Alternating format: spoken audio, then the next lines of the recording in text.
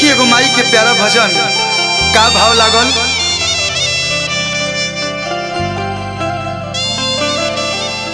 आरे हमारा गमला पिया हो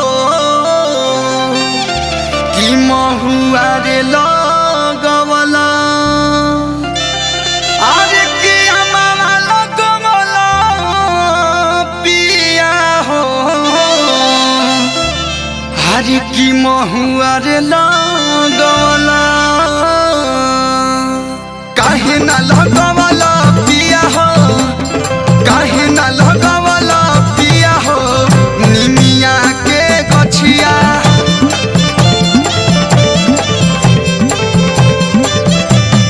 हमारा लगवला पिया हो महुआ रे लगवला। अरे जाओ जाओ भावे में सौका। हमारा लगवला पिया हो महुआ रे लगवला। काहे ना लगवला पिया हो, अरे काहे ना लगवला पिया हो निमिया के गछिया। काहे ना लगवला पिया हो निमिया के गछिया। जाओ प्रेम से बोली शेरा वाली मैया की। बारे अंजनी भैया बा,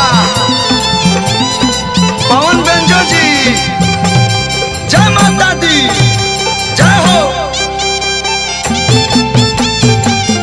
बुचुल अंकल।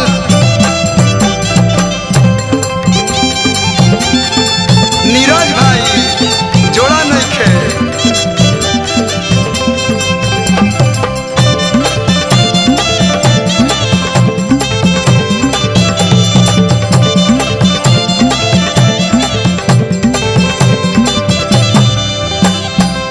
माई के निमिये हो घरवा दुआरवा हो, नाही भावेला पकड़ी पिपरवा हो।